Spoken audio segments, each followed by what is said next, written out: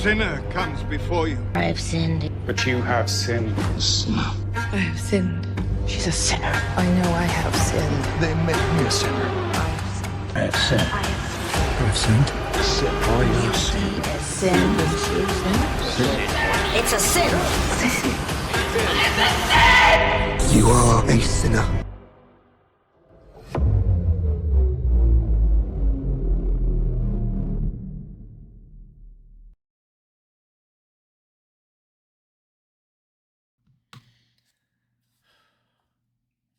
Hello, my name is Robbie. On here, I am Templar Knight.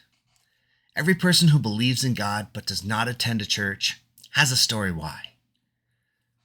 But whenever two or more people gather in God's name, He is there. So this is church. Welcome. I'm glad that you're here. From Paul's letter to the Romans, all have sinned and fall short of the glory of God. The wages of sin is death. And God shows His love for us, that while we were still sinners, Christ died for us.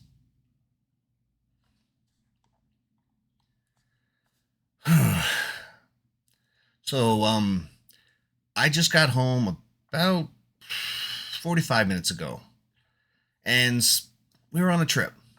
So I wanted something easy to tackle this week, and I figured, out of all the contenders that are still in the ring, all the different sins that we're going after, out of the ones remaining on my list, which, again, feel free to suggest more, but of the ones I've got right now, greed or gluttony seemed like they'd be the best targets to go after.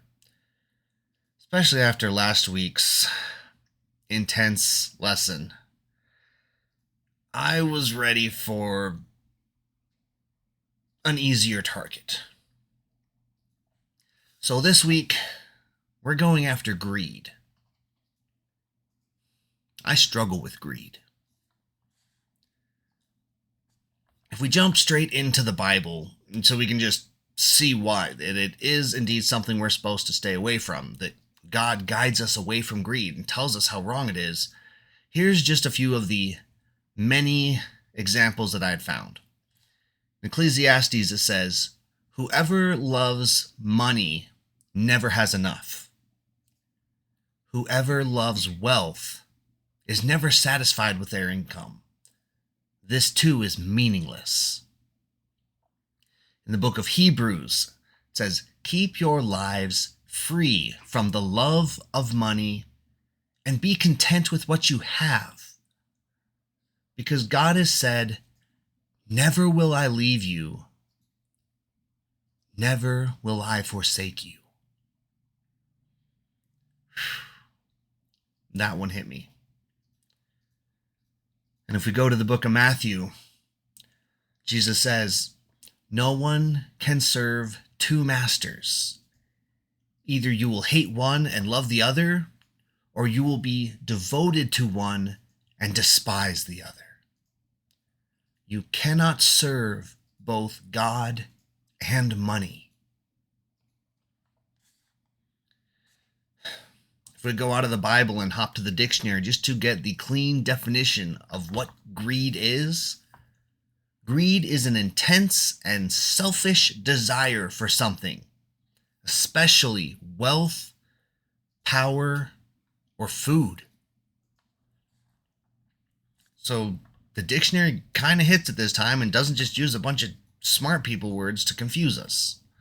So I'm hoping that we're on the same page of what greed is and why we're supposed to stay away from it.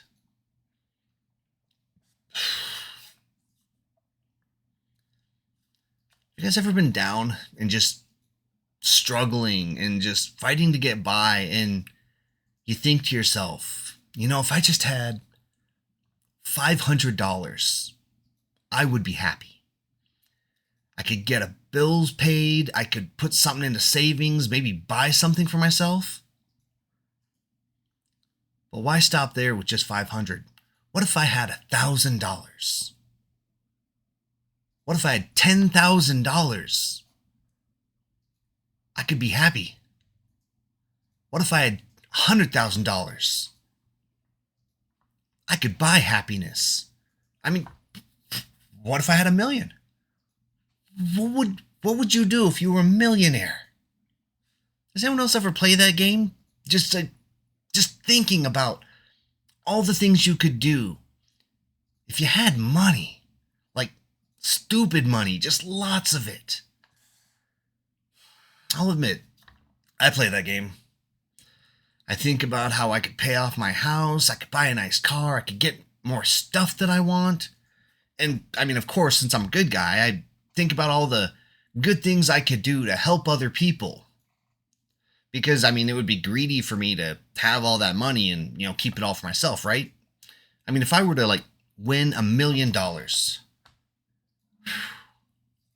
what kind of person would I be if I didn't help out my friends and my family and help people in need? And, I mean, once I've taken care of myself first, once I'm good, because, I mean, it's my money, I want it. And imagine how far that web of people that I'm helping out would extend if I had won $10 million. Or even if I won $100 million, I could build a school.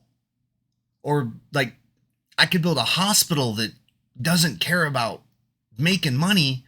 It cares about helping people. Because if I have $100 million, I don't need my hospital to make money. It could do great things. It could help out people in need.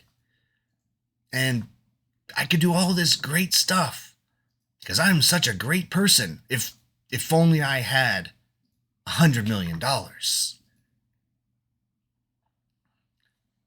I wouldn't want for anything because I could get anything. I mean, it's a sweet dream. And it is 100% a lie.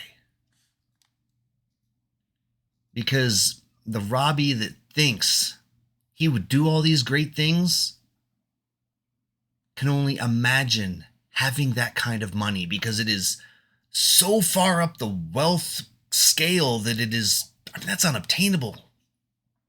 I'm never going to have that. So let's bring it down to my level. Let's drop down to the middle class.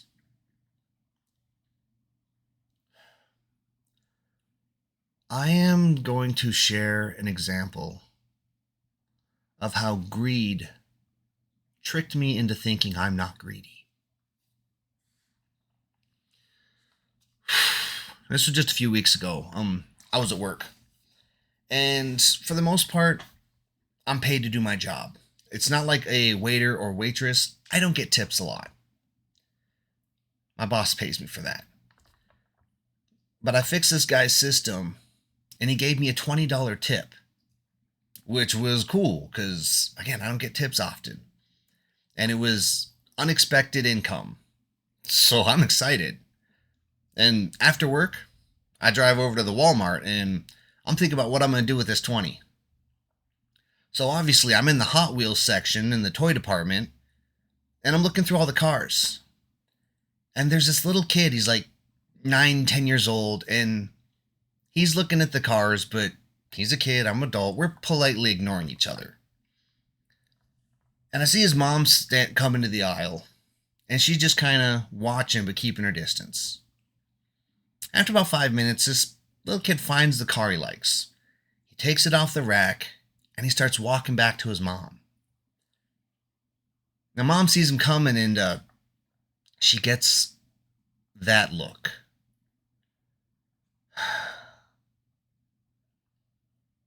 I don't know how many of y'all remember that look when you was a kid, but I remember that look.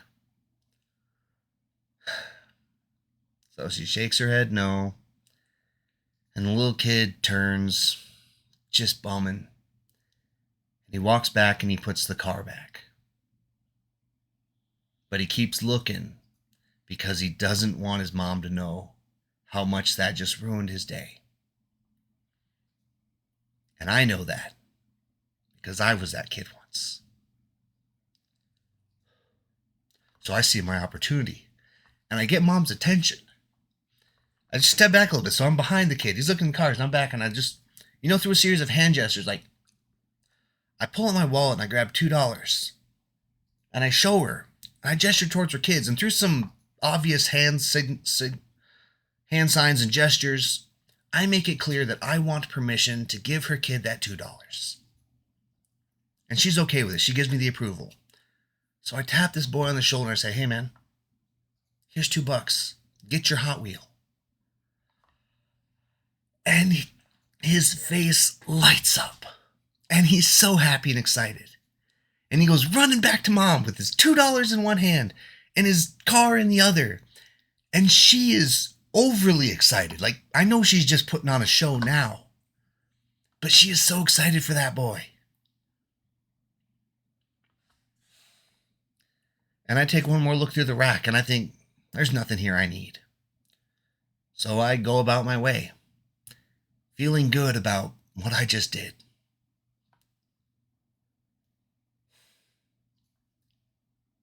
Let's face it, I did a good thing, right? Young kid who shares my hobby of Hot Wheels. He don't got Hot Wheel money right now. So I gave him some Hot Wheels money. I did a good thing, right? And this is where greed comes into play.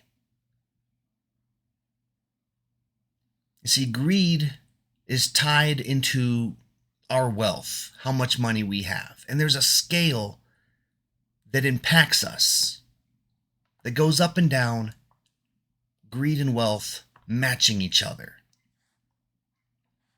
See, there's an inconsistency in that story that you might have noticed. And it really changes things. And it's part that I left out.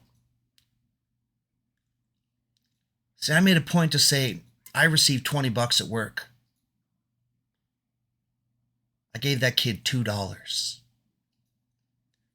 What I didn't mention was that when I opened up my wallet, I had to flip past a 50. I had to flip past that 20, a few 5s, and then I finally made it to the 1s so that I could get that kid the 2 $1 bills that he needed for his Hot Wheel. Because he doesn't have Hot Wheel money. Me? I got stupid Hot Wheel money. I mean, like, legitimately, this, I still got right here. This just came in the mail Thursday. Is the Nissan Skyline GTR 32 Godzilla. When this car was released and took to the tracks, it crushed. So they named it Godzilla because it was the monster from Japan. And I've got the Godzilla Hot Wheel. This cost me way more than I paid for any Hot Wheel. But I got Hot Wheel money right now. So I can add to my collection. See, I'm at a stage in my life where my wealth level, I can buy any Hot Wheel I want. I can even special order them. So when I look back at the other week with that kid, why didn't I do more? Why didn't I give that kid that 20 for his Hot Wheel? Because I'm sure Mom would have found use for the change. That wasn't my 20. It was unexpected income. And now that I'm looking back at it, how did I not see this? God was trying to help out this lady. So he put some unplanned income in my hands, hoping I would see the signs and I would follow. But I didn't. I was greedy. That was my money. I mean, sure, I did a good guy thing, and I helped that kid get his car. But really, if Mom didn't even have $2 to spend on a Hot Wheel, how much would that little bit of money helped her? Just a little something extra. And you know what's messed up about it? Even now, I'm looking back at this and I'm still referring to $20 as just a little bit. Because where I'm at in life, $20 is little. And that's the problem. I remember being broke. I remember buying groceries at the dollar store and riding my bike to work to save gas money. Thinking to myself, if only I had $100, how much that would change everything. But then when I had that, if only I had 500, that would change everything. If only I had 1,000, that would change everything. I could finally afford to buy happiness. If I only had 10,000, I could afford some happiness.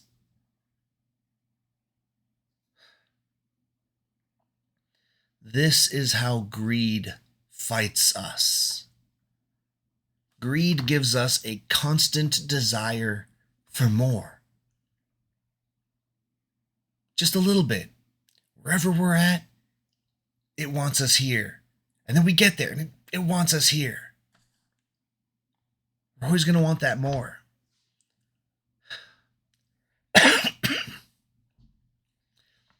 I look back at broke Robbie having to ask his parents for money to help pay the rent.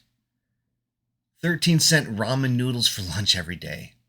Putting in the grind at the factory, just working to get by. Now, if that Robbie could see where he was going to be now, could see where I've made it, I couldn't imagine how excited he would be. Here I am. I got all the Hot Wheels money. My bills are covered. I have, through proper budgeting and financing and spending, I feel financial security. But even now, I see that $200 Lego set, and I want it. But it's too much for me to buy responsibly, so I will stick with my little $20 cars. I still scroll through car sales online, because I have this weird dream of having a nice car someday. And I see this Mazda RX-7 FD, right-hand drive. It's clean, it's got low miles, it's in my area. Oh, how I dream of having such a cool car. And that is greed. Because no matter where I am at financially, if I let greed control me, I will always want more. So when does this stop? When do we finally get to buy happiness?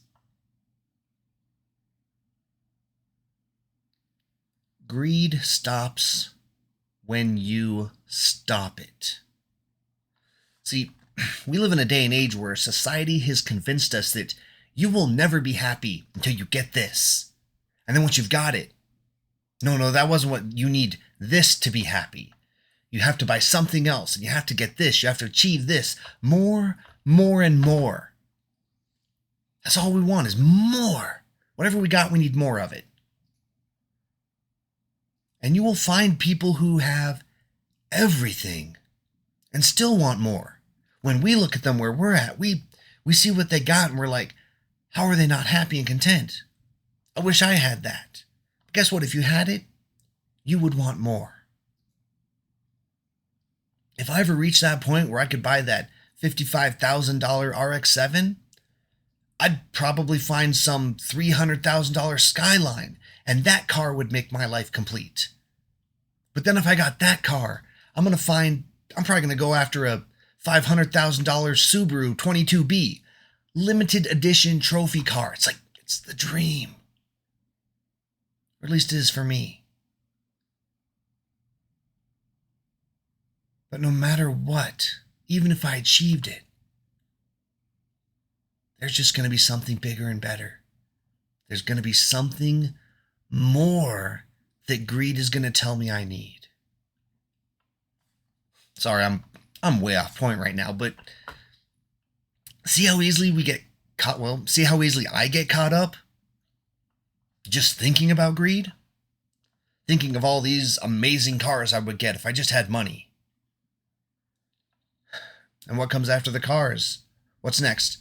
Bigger, better homes, businesses, a spaceship, I don't know. Greed doesn't have a limit.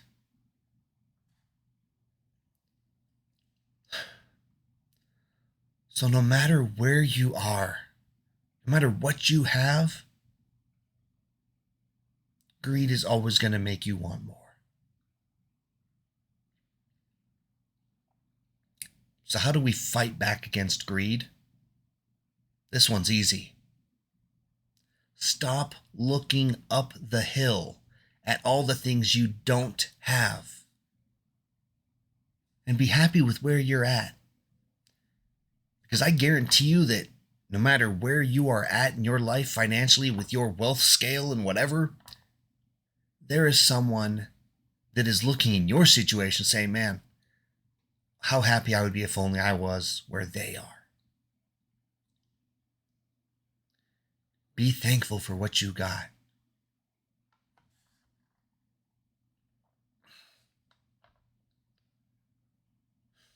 As we like to say around here, could always be worse. So take joy in who you are. Take joy in what you have. Take joy in your life. Because the world's going to tell you, the only way to be happy, have money, have stuff, have more. Greed is going to tell you that you can fill that emptiness inside of you if you just get more. That's how greed keeps us locked in.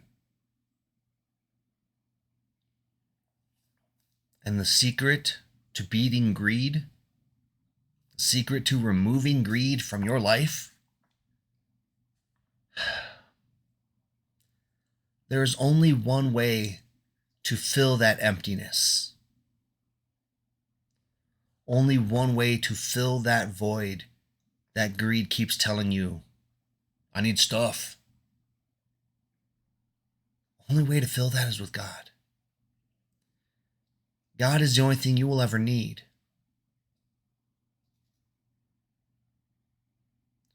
I know that sounds so cliche and pastor of me, but if you don't believe me, there was this guy named Job. He had everything, and he lost it all, except his faith. He lost everything except God. So with all of his things, all of his stuff, everything gone, he still praised and he still worshiped because God still loved him. Because God still prepared a place for him in heaven. How do we know God loves us? We talk about at the beginning of this series every time. God shows his love for us, and that while we were still sinners, Christ died for us. And with that death, he paid the price for our sin so that we can join him in heaven.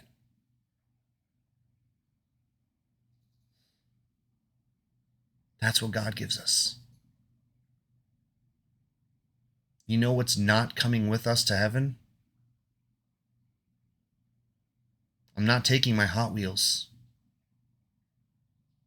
My Legos don't get to come with me to heaven. Those fancy cars that I wish I could have, when I die, none of them go with. I don't get to take any of it with me. Nothing I have comes with me. So maybe I need to stop focusing on all of the things in life that I don't have. Because I have God's love. I should focus on what I do have. I know that God has prepared a place for me in heaven. I know that He sent His Son to pay for all of my mistakes, to pay for all of my sins. And I know that one of those sins, greed, will always try and take that from me by trying to get me to fill that void with stuff.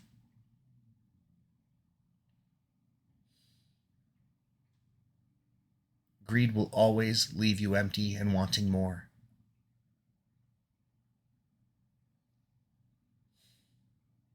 Greed will always leave you spending your entire life chasing after things that you do not get to take with you. None of it matters. So focus on the one thing that does. Keep your focus on the Lord.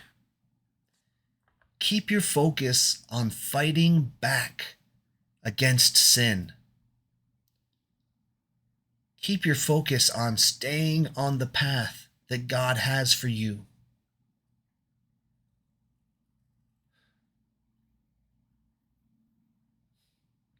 There's only one thing I need when my life is over.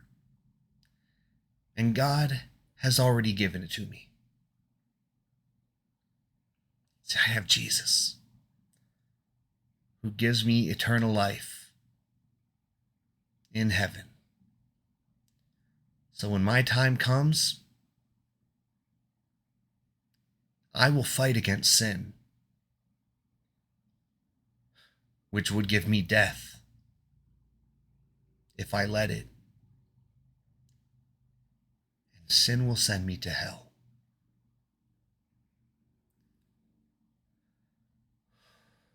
So I will fight against greed, and I will find happiness, and I will be content with where I am in life. Because where I am is where God wants me to be. Greed may tell me that I want to be somewhere else, but God put me right here, right now, for a reason. And if He has a plan for me, I will be thankful for it and hope that one day I can look back and say, yep, I learned. I understand now.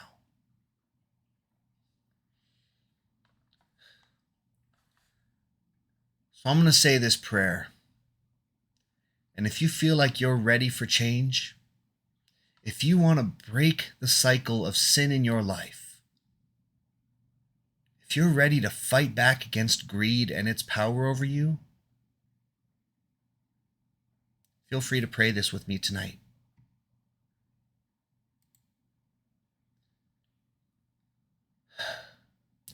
I was enslaved by my sin.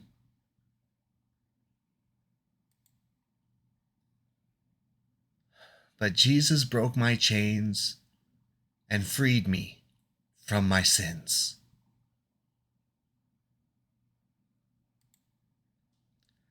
I am strong enough.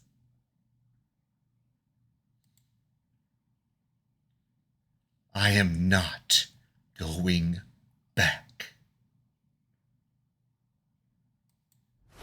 A sinner comes before you. I've sinned. But you have sinned. I have sinned. She's a sinner. I know I have sinned. They make me a sinner. I have sinned. I've sinned. Sin. It's a sin. You are a sinner.